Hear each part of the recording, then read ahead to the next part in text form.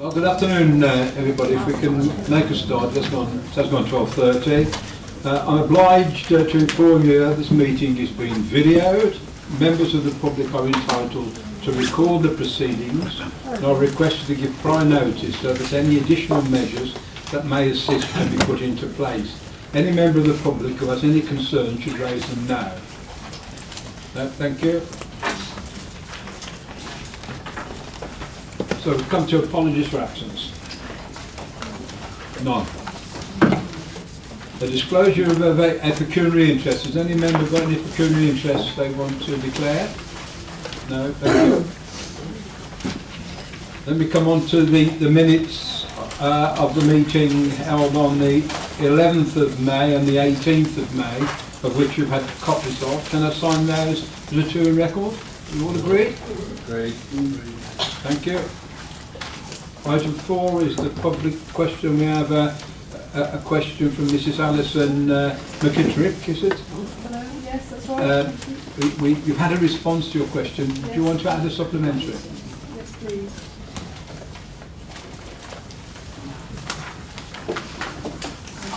So I've only had a moment to look at it, but my supplementary question is what steps have been, I note that the council agree a contract variation which enables the council to appoint Shropshire Community Leisure Trust to operate any new pool provision. I would like to know what steps have been taken by the Shropshire Community Leisure Trust and Serco to reduce costs and increase revenue on the current site, given that they are the managing agents.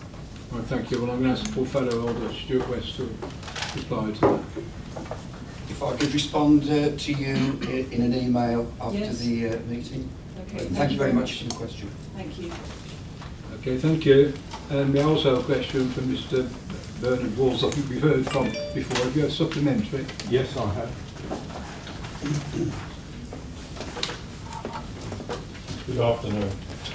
My supplementary question is, why is a recommendation being made in July when there is a strategic plan is still being worked on with bid consultants that are employed by Shropshire Council are still being worked on, and the analysis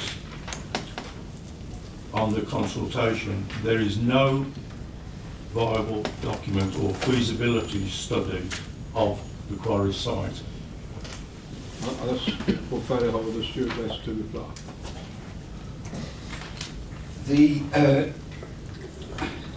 Thank you, Mr. Will. Yes, we're still putting this forward to Cabinet in July, but we are working with the bid to alongside this to work up an alternative for keeping it at the quarry, and that was agreed with Kirsten Henley and Peter Nutting about 3 weeks ago. So that is running alongside there, but we did need to get this. This has been running for a long time, and we've had pressure to actually get this into the July Cabinet meeting, which we will do. But as I say, that is just to clarify where we are there. But we've had, there was a deadline of September that was given to Kirsten, the bid, to get an alternative there, which we are quite prepared to extend. I think what we want to do actually, we want to get some sort of preliminary decision, but we're anxious to give the bid time to draw up a proper counter plan. So we're going to extend the consultation period from September to give you extra time to put in an alternative bid. Yes, I understand that, and the forum has been given the same opportunity. It's just that a recommendation is being made before all of the facts are known. But we've integrated, but it's in principle. I think just to come in terms of the recommendation is on the preferred location based on the analysis that's been undertaken, and also reflects the consultation that closed at the end of October. 1,900 responses, various points raised with regards to the running costs, the build costs, the accessibility, the sustainability elements. So we are working up on that. So the report recommendations will factor all of that in, factor in the responses that have been raised as part of the consultation, and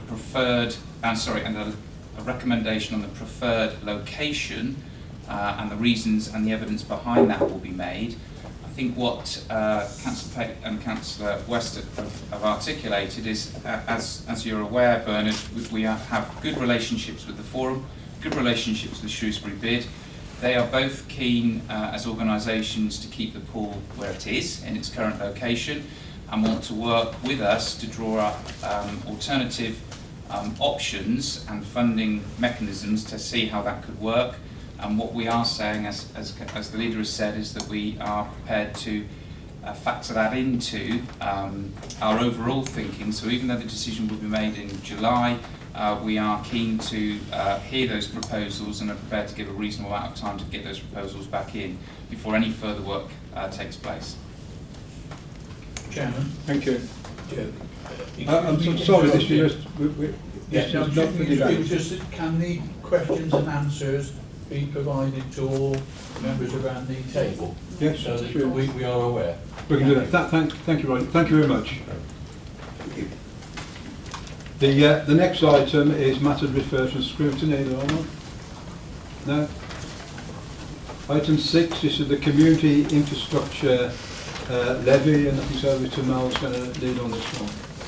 Thank you, Leader. One of two documents related to community infrastructure levy. The first one, item 6, is the annual report on the SIL Regulation 123 list, which we have to do to update members of what's been done. What I would just add to it is that you've probably read in the report that the SIL contributions are never going to meet all the infrastructure requirements that we need. So there's work ongoing to see other ways how we can combine funding and other income to make it work. And I think there also needs to be a slight amendment, if I can. If I could refer you to page 3, I've got the right. Yeah, page 3, 3.10, 3.10. First line, new governance aims to being developed as part of the work, and it says through economic growth. I want to put in between that, if I may, work through planning policy and economic growth. I've good reason for putting that in there, and I think it's important that we do that, and I would ask that we accept that. So basically it's as printed, unless I'm more than happy to answer questions, Leader. Okay, Roger. Thank you, Chairman. Do have one or two concerns with this report, and it's as regards the local community and their role in it.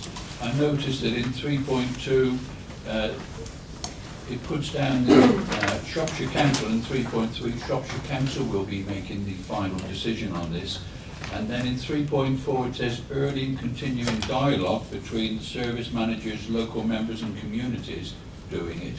And it's the word local and how to do it. Because if I look at page 33, it says under SIL, 90% local.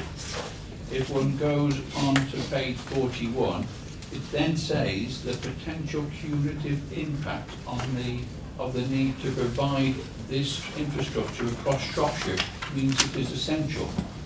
So where do parish and town council priorities, the local community priorities, fit into this? Because as I read the document, if Shropshire Council says that there is a Shropshire Council, in the widest possible sense, need for it, that money will be spent there. So the local community's needs will be sacrificed for the wider needs of Shropshire. And that isn't, as I understood, the community infrastructure levy is to support the wishes of the community where the development takes place, not the wider concept.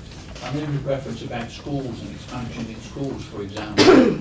That school may not be in where that community is done, so it may not be important for that parish and town council. Okay. I'm not sure if that was one question or a series of questions. Well, whatever. Roger, no, the point's well made, and I'll come back to you. The actual 90-10 split with regard to still applies, so you're still talking 10%, sorry, 10% strategic, 90% local, that still applies. On top of that, you've still got your neighbourhood fund that you're concerned about, which is your local requirements of what the local community wants. That will still apply. Clearly where, and it fits in with the next paper better where we talk about payment in kind, where you've got something that's wanted local to be come forward in payment in kind, there's a chance that maybe actually be on the neighbourhood list and also our list, so there's a chance to come together and we both agree. Nothing is going to be done without consultation with your local town and parish councils, that is obvious. But ultimately, yes, the decision still stands with Shropshire Council to make that final decision. I indicated that the SIL funding does not cover all the infrastructure issues that we want, and there's a reason for that, because when we first set this up, there's been 4 legal changes to it from government since, and on every occasion they've changed the regulations. Lo and behold, what's happened? Shropshire's lost a lot of money. I'm not talking tens of thousands, I'm talking millions of pounds have been lost through the introduction of the process that we've got. So we've got a finite amount of money, we've got austerity measures across the council, then we have to look at we spend all that money wisely. And I think that's what the document is saying. The neighbourhood fund is still there, that is their SIL list, but nothing will be done in isolation of the town and parish council. So totally acknowledge what you're saying, but we have to look at where's the money going to be spent for best. Okay. Anybody else want to talk to this paper? Pauline? Thank you, Leader. It's just, can we make it clear to parish and town councils that it's the government that have changed the rules and it's not Shropshire Council? Because every time it seems to be that we get the blame. You know, it's that council that's doing it again, but I think it really needs to be made clear. And I'm quite happy that you are going to keep talking with the parish and town councils, because again, they've got to be involved totally and make sure that that's what the elected members who are in touch at grassroots level are going to bring forward for their residents. Again, I totally agree with you. What we must remember is that the SIL regulations are what they say they are, regulations. So we have to adhere to them. We can't veer from them. We can't be flexible as we'd like to. It is what it is. And clearly the problems that we've had where we've had to change, we've made representations back to government and made our point well clear that we don't agree with the alterations they've done. But again, it's fell on a deaf ear and that's where we are. So we have to make the best use of these finite resources. We'd all agree with that. And I repeat again, nothing will be done in isolation of the town and parish councils, because they sit at the forefront of this, particularly around the neighbourhood fund, because that's what they want to do. And I think you'll find we come to the next paper, there'll be certain, hopefully, I'll repeat again, if it's on their list and it's on our list, then we're both in a good position. Okay, Roger, did you want to? Yeah. Thank you, Chairman. It's just for clarification, I think the main thing that Mel was talking about was the reduction in the amount of SIL we'll get. The actual how SIL is going to be spent. It's the same. Is that going to be, how much alteration has that been done by government under direction? It's the overall that's come from government that makes a difference in the legislation for the figures that we get. But the actual 90-10 split was something that we did. So we were being more favourable. Actually, other authorities have done 50-50, so they said 50% strategic and 50% local. We've been very favourable. The only thing that is set in tablets of stone is the neighbourhood fund, depending on whether you've got a parish plan or a neighbourhood plan. If you're a neighbourhood plan, you automatically get the 25%. If you're a parish plan, you get the 15%. So that's how it's set. But the other bit, 90-10, is our setting, which is obviously works in favour of the local communities. Okay. Anybody else want to speak to this? Well, we have the recommendation to add. Can someone move that? And with the alteration. With the alteration, yeah, with the alteration, there's no point. That's seconded. All those in favour? Please show. Right, that's carried. Thank you very much. We move on to, which is connected, item 7, the SIL payment. It's connected, and we've already covered it, Leader, but it's just worth just mentioning one of the things that we did want to do was to allow payment in kind. In other words, hypothetical situation, you've got where the local community wants should we say, a new community centre, a developer is building a new building site, and rather than making payments in SIL, they could come along and say, well, actually, we could build your community centre for you, so it would be a win-win situation. What I would make clear is, just because the developer wants to do it, doesn't mean to say that we accept it. It's then down exactly again, it's down to our consultation and talk with the local town and parish councils whether they think payment in kind is a good idea or not, or whether it works for both. And I think actually on some occasions there will be where a developer could probably produce more through doing it themselves rather than giving us the financial wherewithal to go and do it on ourselves. So I think there's benefit on this. But this is just to put it into policy so that we can do it. Okay, Roger?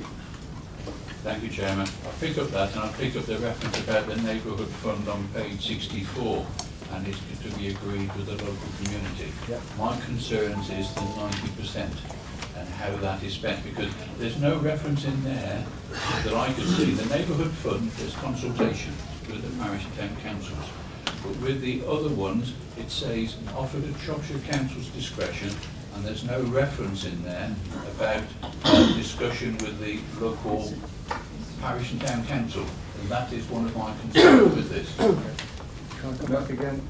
Roger, it is already covered. That's the actual benefit of the place plans and the 1, 2, 3 list. They are produced in consultation direct with the town and parish council. They put the contents in there, into there as well as us. So we're already in agreement on those.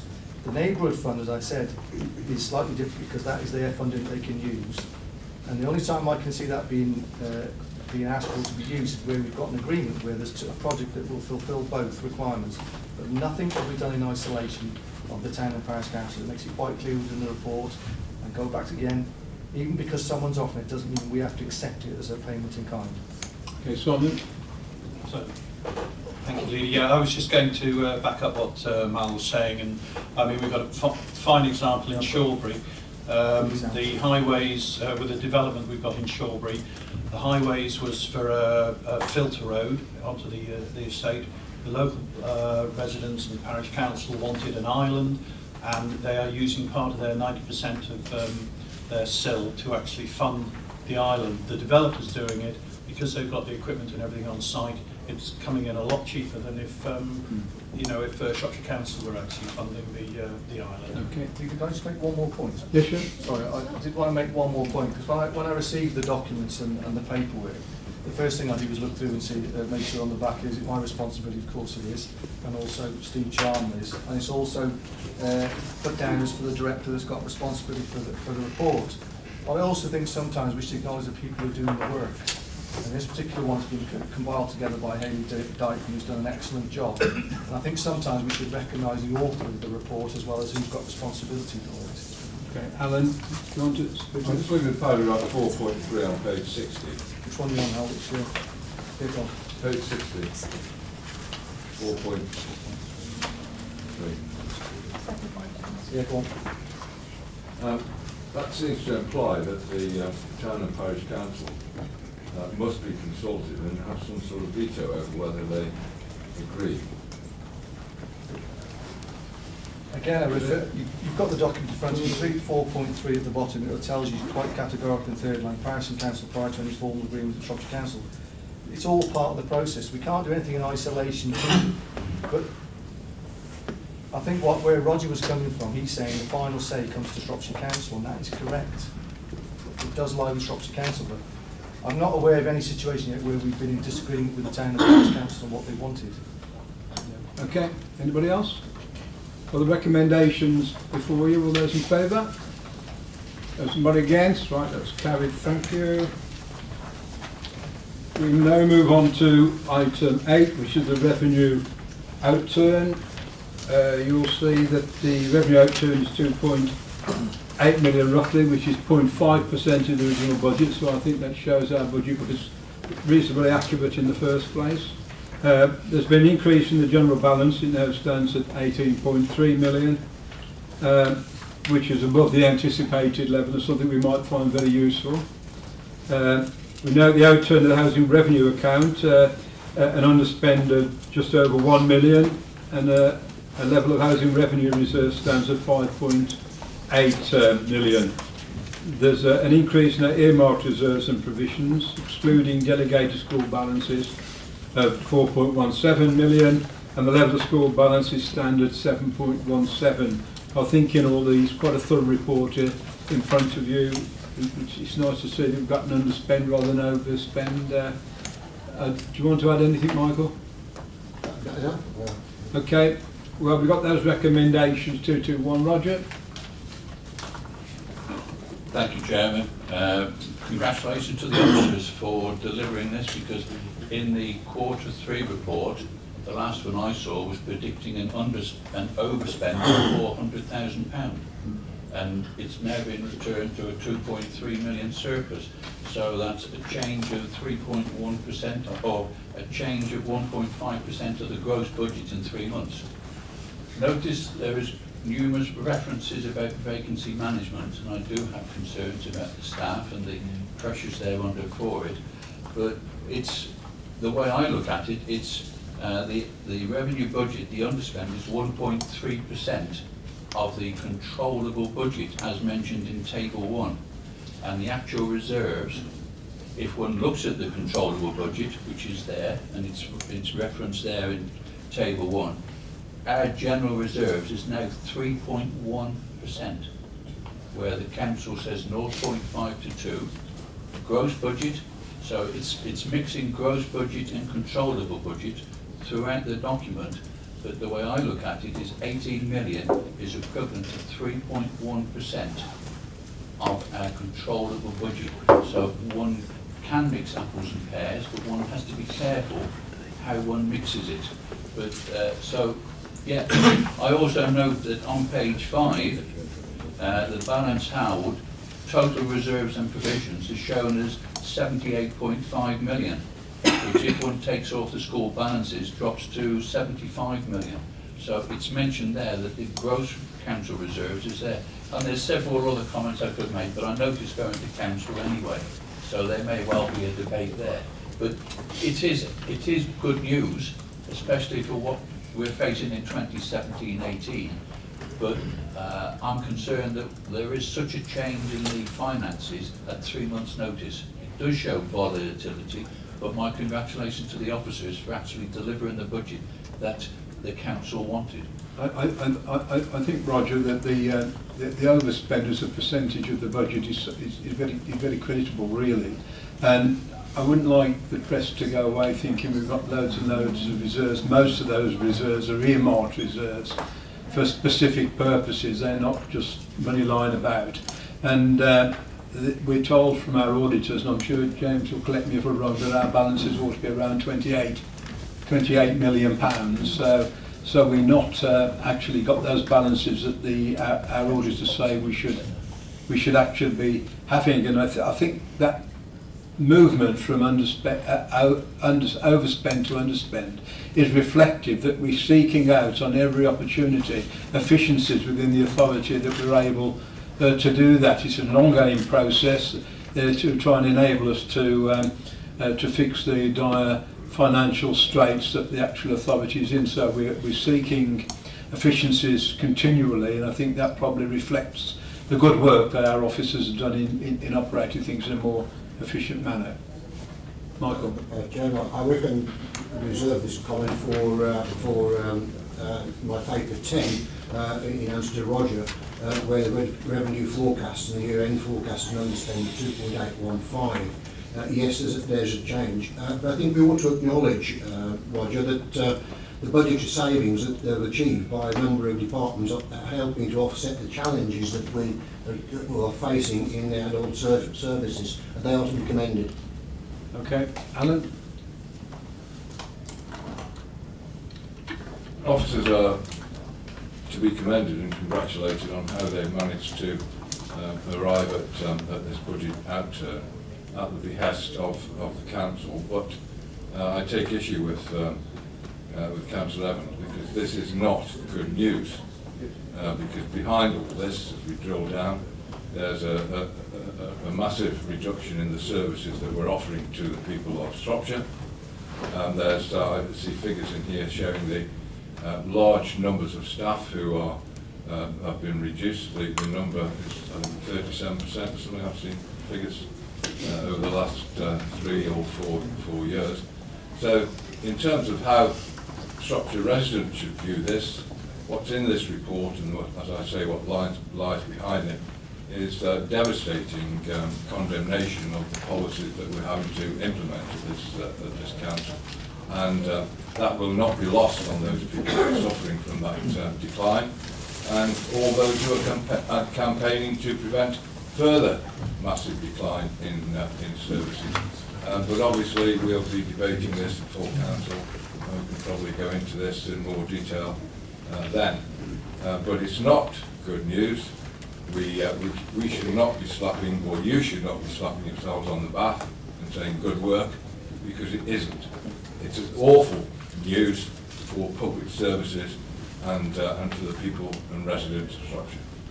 It's nice to see, Alan, you're not getting political for once, but there you go. I never mentioned the Tories once in those. I never mentioned Is there anybody else who wants to speak to this? Therefore, you've got recommendations in 2.1. Somebody moved, seconded. All those in favour of the recommendations? That's carried, thank you. We now move on to the capital outturn report. You can dig it out.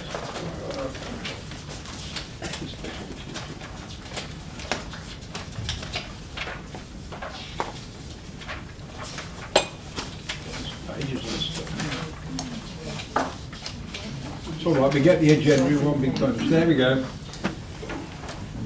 Well, you can see that the budget variations, 490,000 for 2016 capital programme, and that's all detailed in the appendix, table 1, and reprofiled for 2016. The capital budget is 51.9.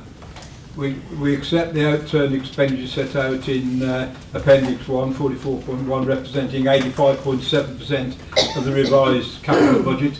In my experience, we've never ever actually spent all our capital programme. We've always profiled it as for an underspend, which we will continue to do. The papers before you. Does anybody want to speak to this? Roger? Well, again, I know the paper is going to Council Chairman, but I would like to reiterate a comment, and I'll just take one example that I made in a previous speech there, and that is if we look at street lighting LED conversions. Appearing in this paper, the budget was 141,000. We actually spent 81,000. And I see next year's budget is 181,000. Now that is a prime example where this council could invest some money and get far more money back as a percentage for future years in conversions. Conversion street lights to LED lights will reduce the energy costs no end. 2 of my parishes have done it, and even taking a commercial loan out from the Public Works Board, the parishes are in pocket after paying the loan payments and the energy costs. The parishioners are benefiting. 181,000 is what?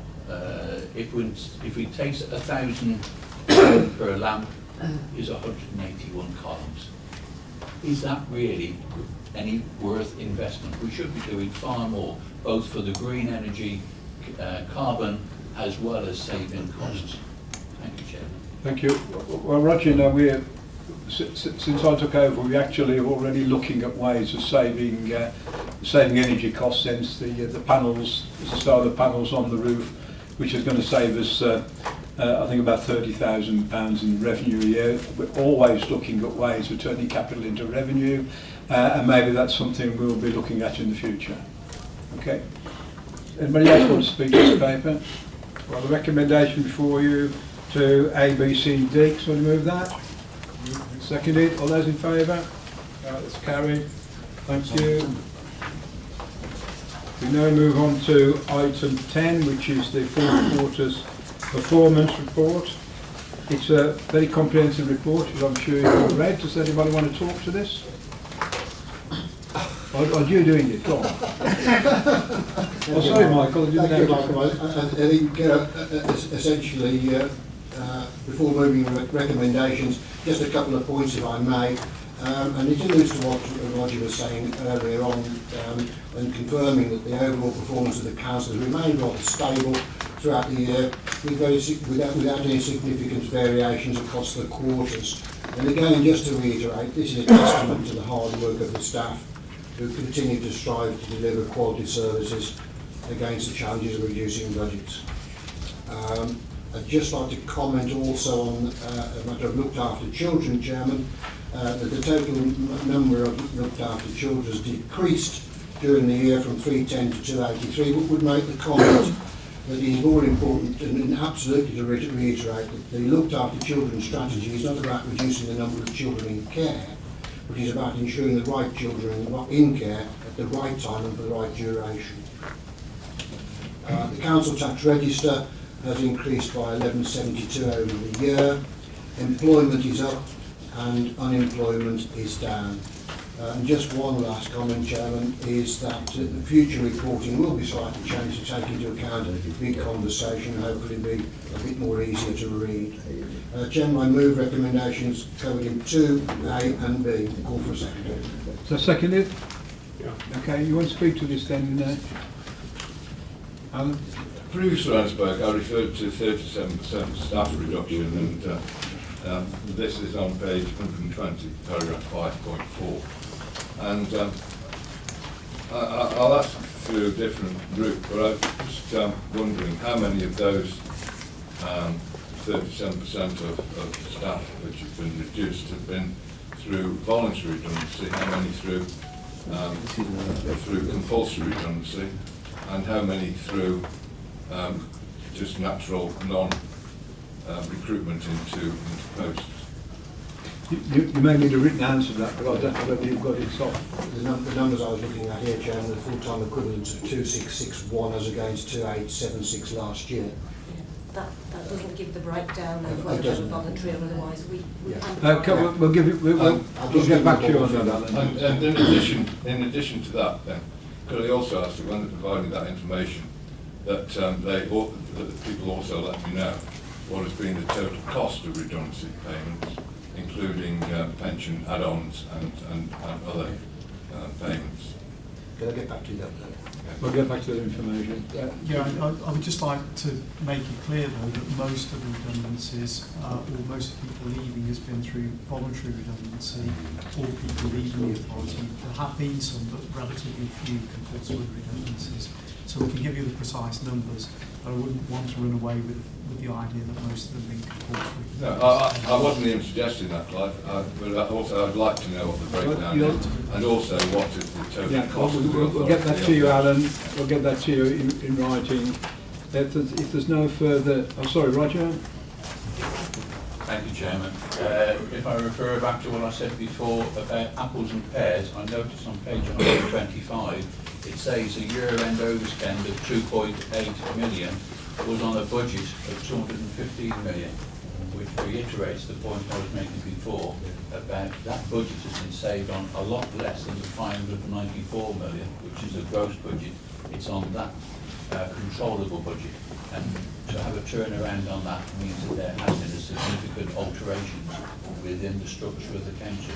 And I take issue a little bit with Alan. I'm not saying congratulations. I do have concern, especially about vacancy management, where restructuring has taken place. So the staff numbers have been reduced, but there's been a decision to actually run with certain vacancies in order to return this. And I do have concerns about the staff. But I also pick up about another comment, and that's the redundancy payments. How much of the, and I picked it up somewhere, there was 23 million in what was called the smoothing reserve, which was some long-term reserve to pay for Veolia contracts, which the council, by a majority, took out and used that for redundancy payments. So this council is now having to pay that year on year, where before there was a provision for it. How much of that is actually left out of that? I think it was about 23 million. How much is that after paying redundancy costs? How much of that is left? Michael, can you answer that? We'll get that. I'll get James to answer. We'll get the answer, or if the answer's available for now. Just as the redundancy reserve is around about, from memory, about 7 million. So at the end of 15. Over 20 million was in the original budget. It was around 20 million that went in originally from the smoothing reserve, and then over the last 3 years, we've used those amounts. I think it's about 3.5 million was spent on redundancies last year. Okay, anybody else? No, we've got recommendations A and B. Somebody move? Somebody move that? Seconded? All those in favour? Right, that's carried.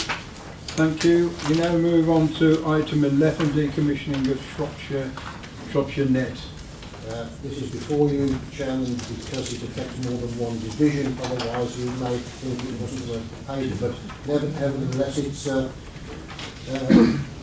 basically explaining 1.1. It's 10 years old, and in IT terms, if you're 1 year behind, you're already losing ground.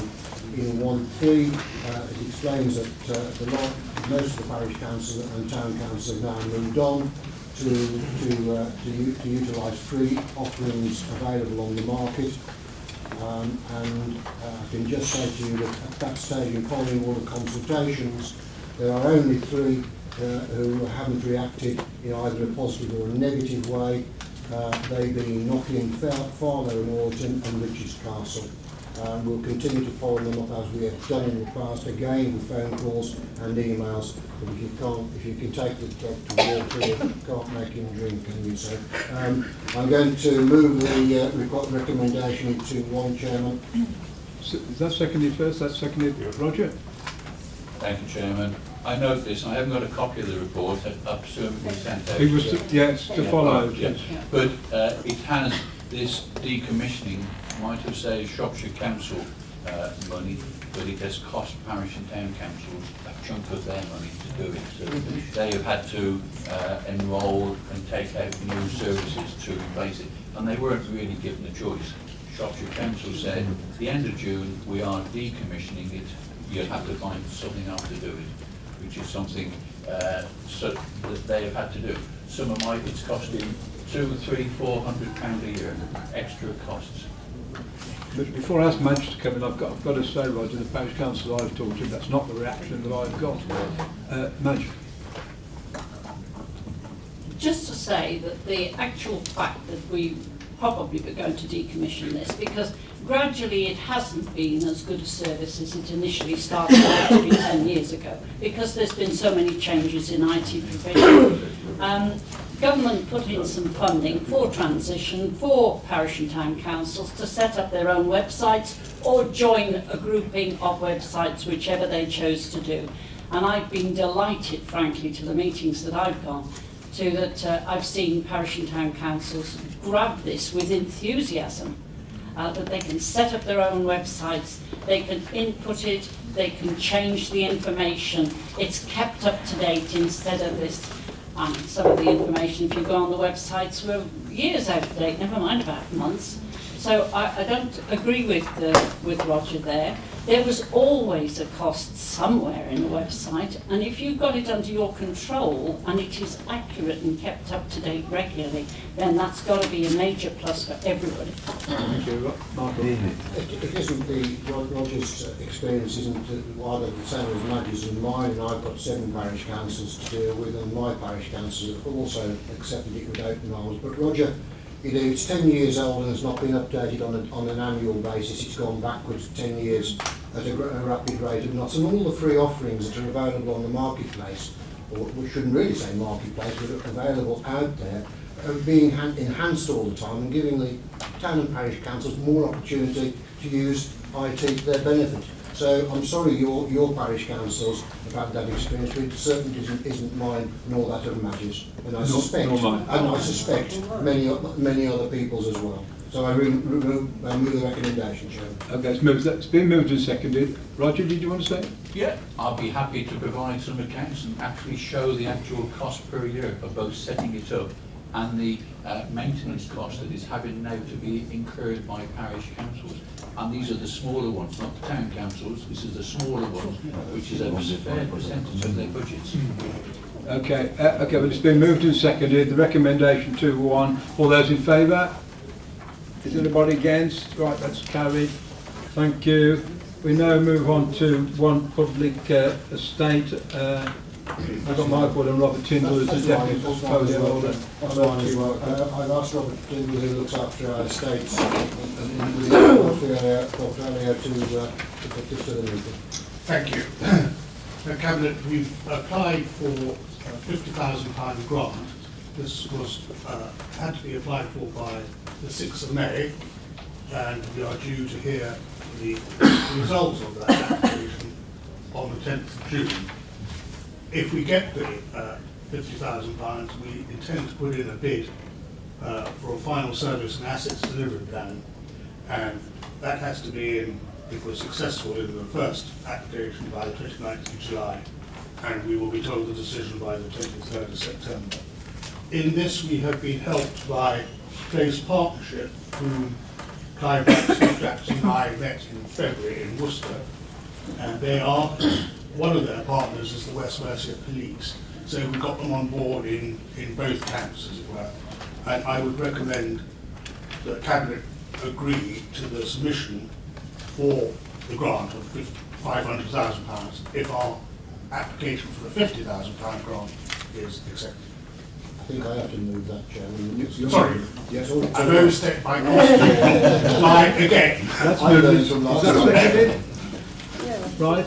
I think I'd just like to add to that. I think this is about one public estate. It's probably one of the biggest opportunities that we will have to save revenue contributions by working with other bodies.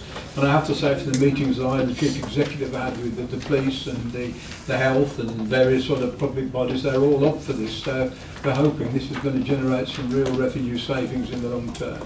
Okay. Does anybody want to speak to this? No, well, the recommendation is before you. All those in favour?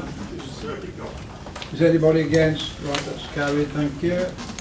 Item 13 is exclusion of the press and public. Can I have someone to move that? Moved. Seconded. All those in favour?